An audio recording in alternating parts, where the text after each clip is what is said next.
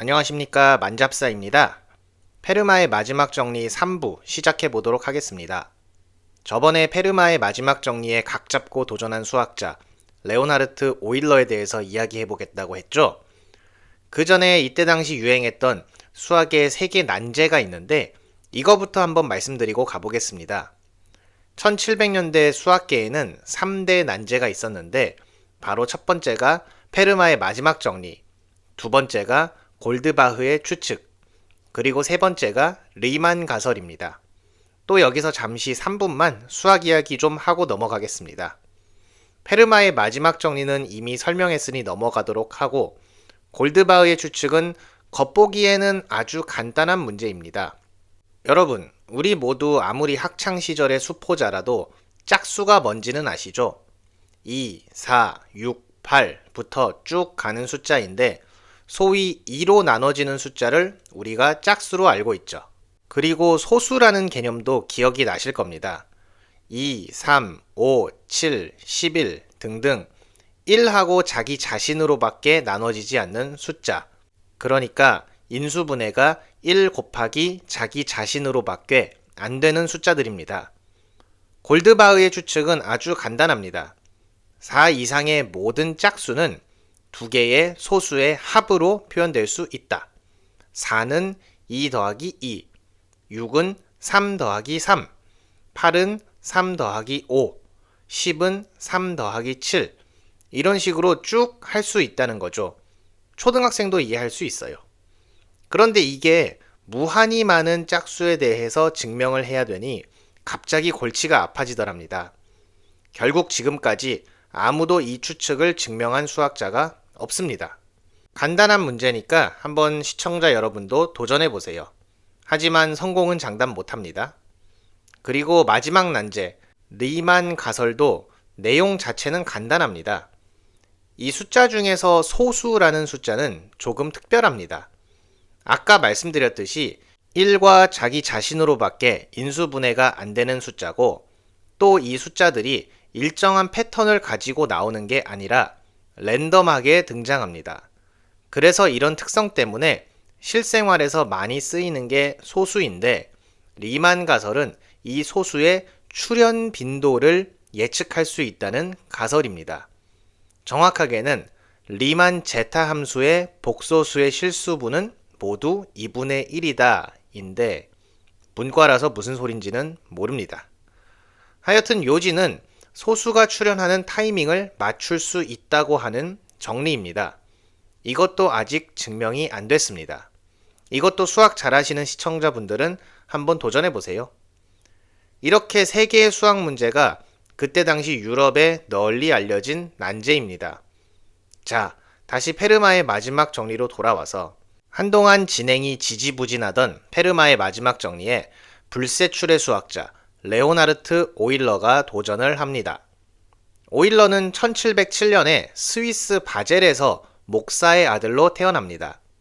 아버지는 오일러를 신학자로 키우고 싶어 해서 젊을 때 대부분을 교회에서 생활했습니다.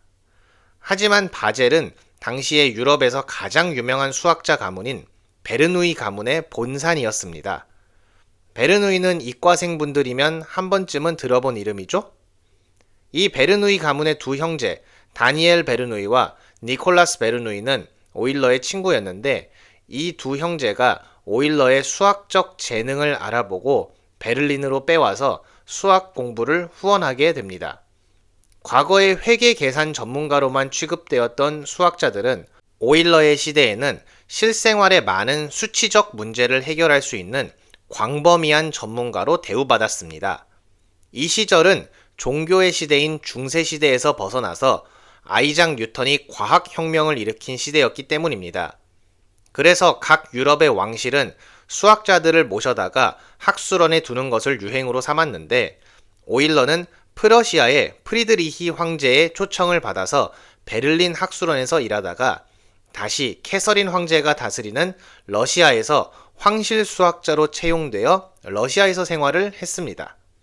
오일러의 수학 실력은 그때 당시 누구도 따라오기 힘든 정도였는데 한 손으로는 우는 애를 보면서 다른 한 손으로는 최신 수학 정리를 증명하고 있었고 누군가가 오일러가 암산하고 있는 모습을 보면 이게 구구단을 외우고 계신 건지 최첨단 수학을 암산으로 푸는 건지 구분이 안 되는 형님이셨다고 합니다.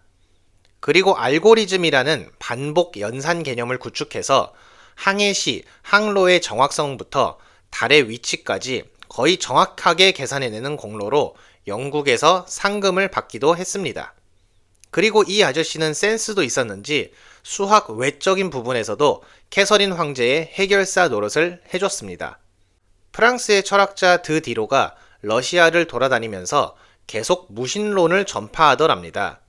아무리 중세는 지났다고 해도 아직은 신의 권위가 살아있는 시절이었고 왕권 신수설 등 신을 부정하면 왕권의 정통성도 흔들리는 시대였기 때문에 캐서린 황제는 이놈의 드디로를 집에 보내버리고 싶어 했습니다. 그래서 오일러한테 드디로의 무신론을 반박할 근거를 만들어 달라고 하죠. 오일러는 이 부탁을 수락하고 캐서린 황제는 오일러와 드디로를 궁으로 불러서 키보드 배틀을 뜨게 해줍니다.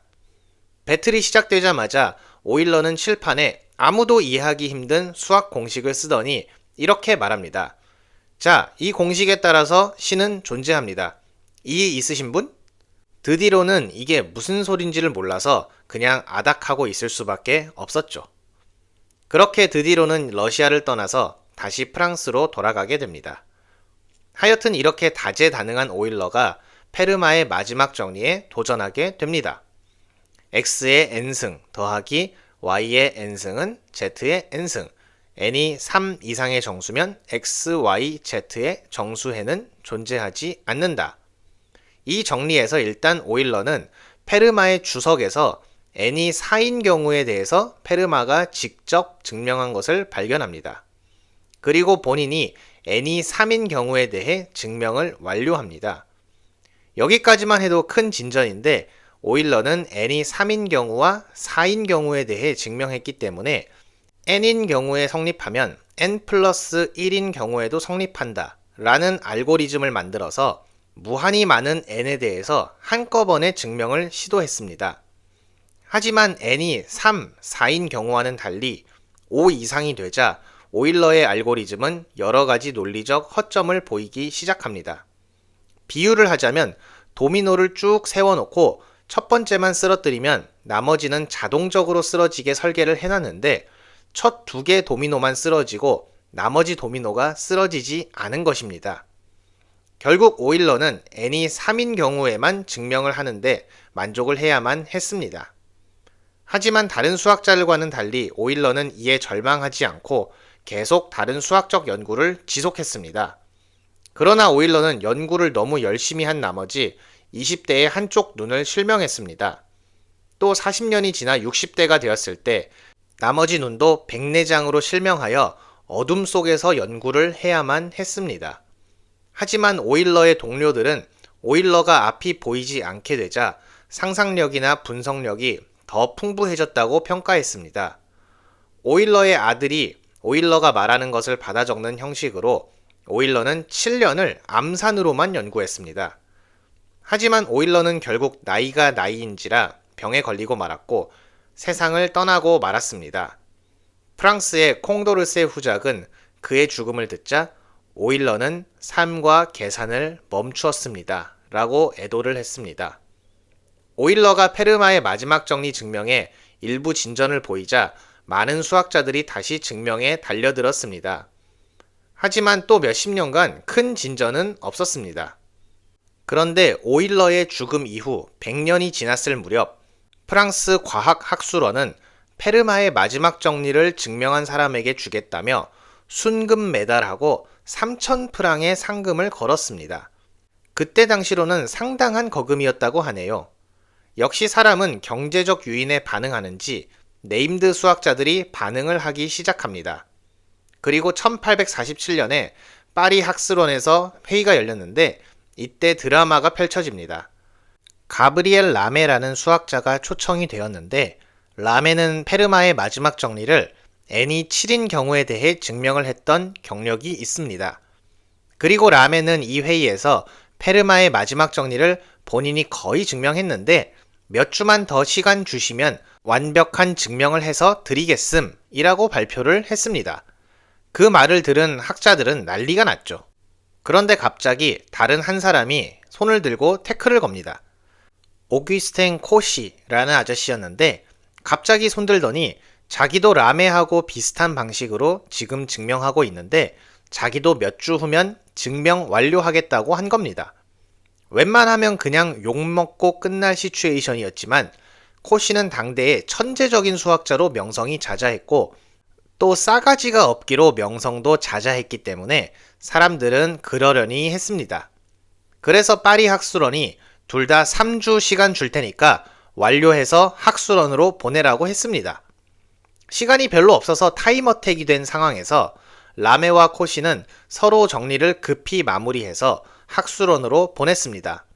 학술원 학자들은 두근두근 하는 마음으로 라메와 코시의 정리를 읽어봤는데 무릎을 탁 칠 만한 간결한 정리가 아니었고 약간 애매한 구석이 있는 똥 싸고 안 닦고 나온 듯한 그런 느낌이 있는 증명이었습니다.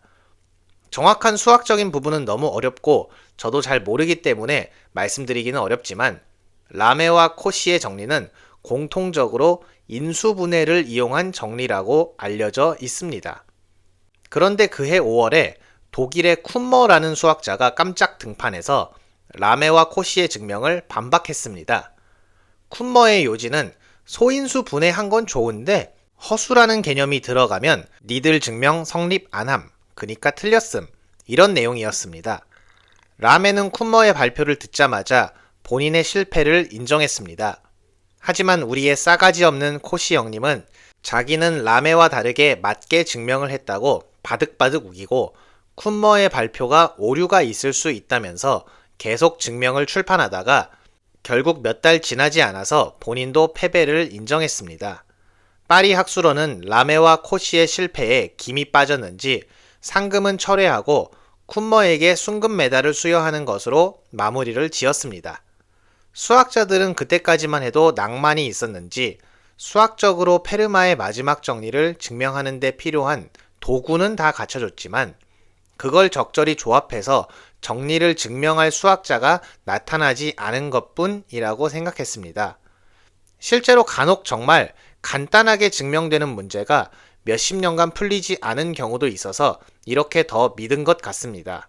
하지만 파리 학술원이 상금을 철회하자 경제적 유인이 없어져서 또 페르마의 마지막 정리는 사람들의 관심에서 멀어졌습니다. 그런데 또 앞으로 수백 년을 수학자들이 머리박고 페르마의 마지막 정리에 도전하게 만든 자살미수 사건이 발생하게 됩니다. 이 이야기는 4부에서 계속하도록 하겠습니다.